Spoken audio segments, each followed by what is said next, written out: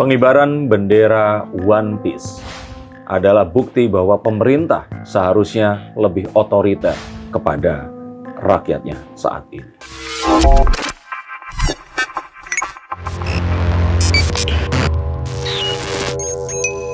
Halo Science Seekers, kembali berjumpa bersama saya Denny Darko. Tidak ada yang namanya misteri, yang ada adalah tanda-tanda yang kita semua coba untuk mengerti.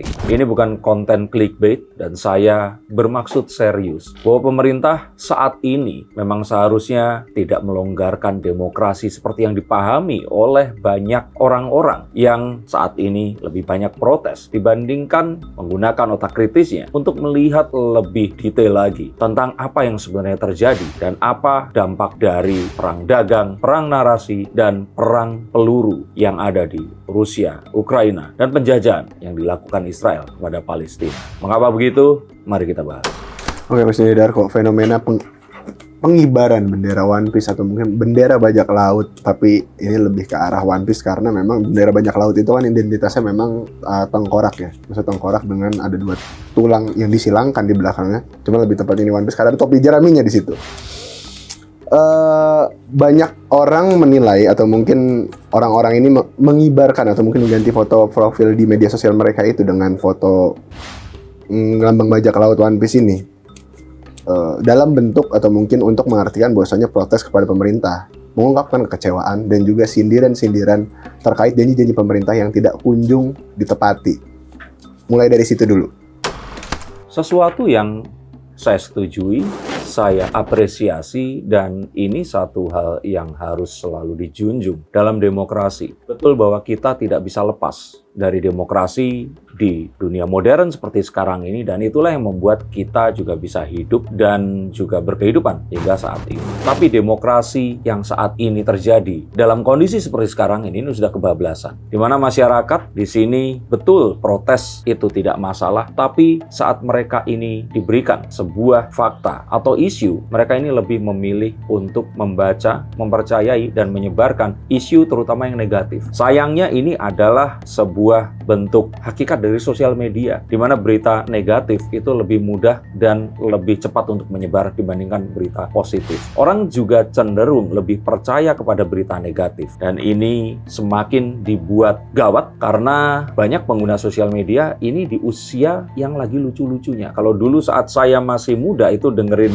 Kurt Cobain, terus mendengarkan Green Day dan lagu-lagu pemberontakan, tapi kali ini mereka itu melakukan atau menyebarkan semangat pemberontakan itu di sosial media. Di usia mereka, di usia yang sangat produktif, dari usia 18 hingga mungkin 26 atau 27 tahun. Dan ini adalah saat yang memang harus sangat diawasi karena sangat takut jika ternyata hal tersebut nanti akan bisa ditunggangi dan bisa diarahkan oleh orang-orang tidak bertanggung jawab. Walaupun saya ingin katakan faktor yang lebih penting lagi adalah kegagalan pemerintah dalam menyampaikan informasi dan memberikan logika yang tepat kepada anak-anak muda yang memang berpikiran sangat kritis ini tadi, sehingga mereka itu akhirnya mendapatkan informasi yang sesat.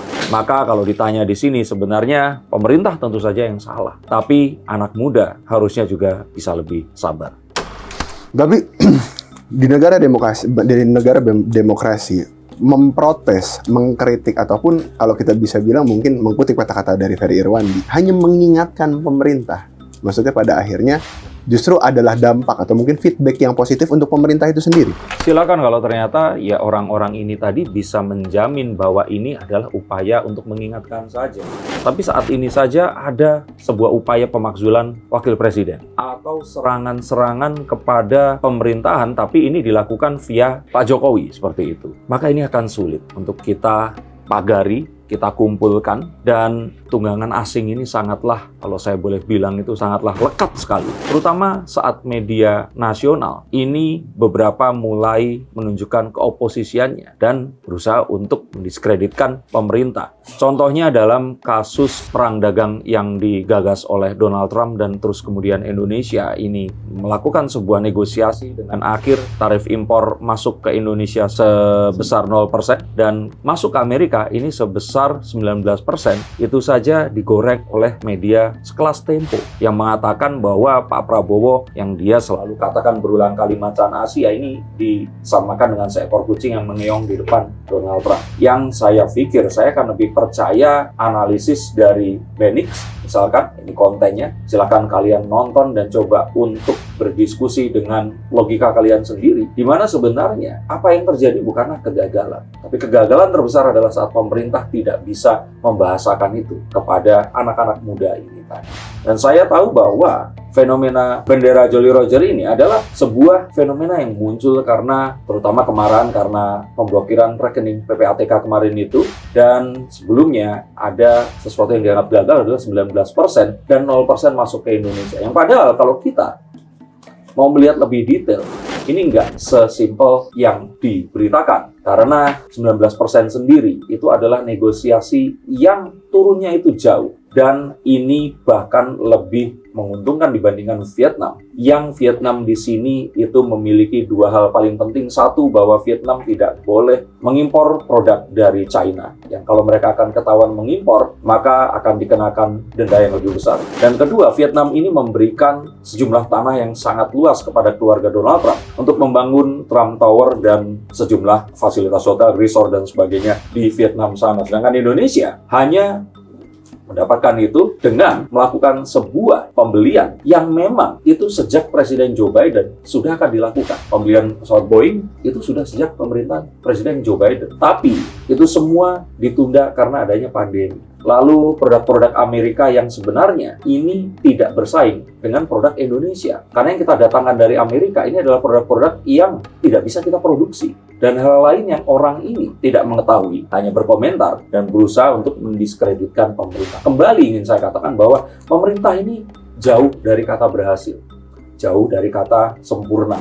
Juga kita mendengarkan perihal PHK di mana-mana, lapangan kerja yang dijanjikan ini belum terjadi. Tapi apakah dalam beberapa bulan ini kekecewaan itu wajar jika disampaikan dengan melakukan gerakan yang nantinya sangat mungkin untuk ditunggangi oleh pihak asing seperti sekarang. Jika memang itu bisa untuk dihindarkan, silahkan lakukan. Mau mengibarkan bendera One Piece, mau mengibarkan sabuk Kamen Rider, atau mau apapun yang diinginkan. Oke, maksudnya Darko. Cuman berbicara tentang fenomena seperti ini, bisa nggak kita kalau mungkin menyamakan dengan ya sekarang eranya sosial media, mungkin demonstrasi secara fisik di depan istana negara maksudnya sudah bukan jadi yang prioritas utama lagi. Ini mungkin salah satu pengganti dari demonstrasi yang dilakukan lewat sosial media gitu. Ini sesuatu yang juga patut diapresiasi jika memang ternyata ini adalah sebuah metamorfosa dari kegiatan yang kalau saya kira sebenarnya ini nggak mungkin digantikan ya, demonstrasi fisik dengan hadir, karena jika fisik itu hadir, ini tidak bisa direplikasi.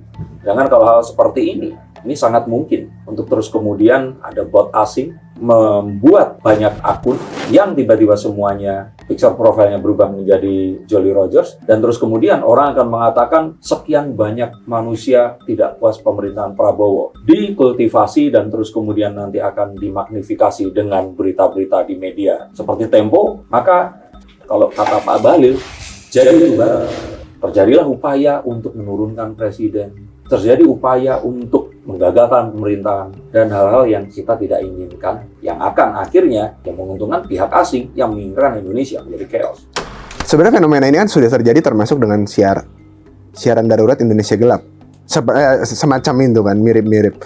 Lantas pemerintah pun hingga saat ini diam. Jangan-jangan justru fenomena ini dibiarkan oleh pemerintah itu sendiri. Ya, itu kegagalan pemerintah. Mereka tidak memiliki kekuatan.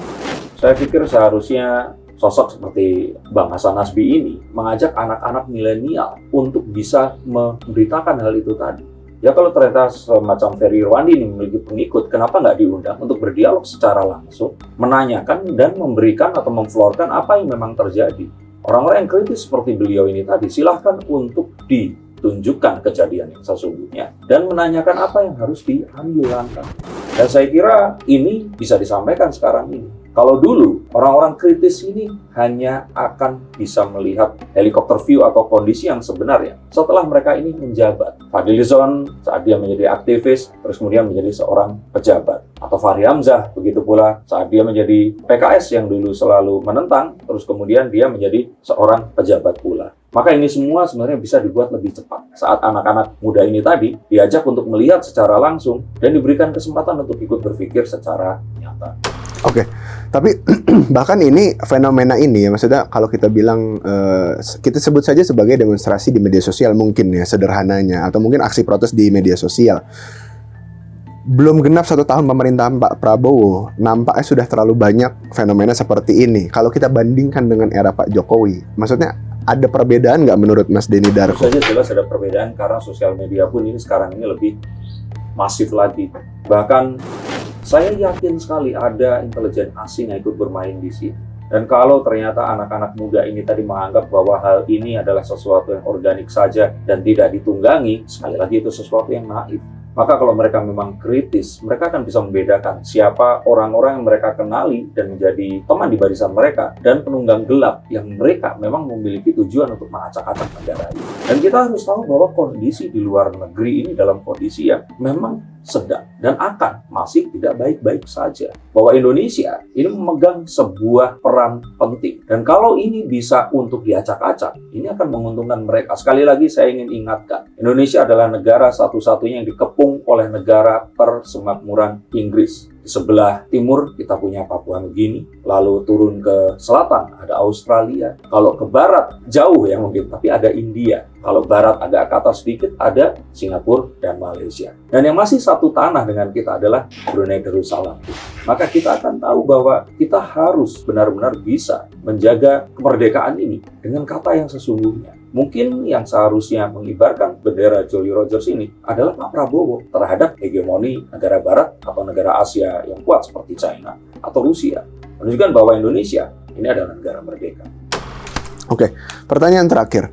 Tapi kalau kita bilang selain memang fenomena media sosial yang semakin marak di era Pak Prabowo, banyak juga mungkin orang-orang yang berpikiran atau mungkin berpendapat bahwasanya adanya kemunduran atau turunnya tingkat kesejahteraan dari zaman Pak Jokowi ke era Pak Prabowo ini. Makanya aksi seperti ini semakin marak. Menurut Mas Denny Darko seperti apa? Nah, maka info-info sesat seperti itu harus dipertanyakan. Dan kita memang harus benar-benar mencoba untuk lebih kritis lagi. Tidak hanya mencintai atau menyukai sesuatu yang kita inginkan dan saat itu muncul di timeline kita. Kita senang mendengar atau melihatnya, tapi kita menutup mata dan telinga terhadap sesuatu yang mungkin ini sebenarnya terjadi. Apakah betul tingkat kemiskinan memang seperti itu? Apakah betul memang ternyata banyak orang yang tidak puas? Jika memang ternyata pengangguran dan juga lapangan kerja ini memang susah untuk didapatkan, maka apakah ini adil jika tidak dilakukan data pembanding dengan negara-negara jiran atau negara lainnya?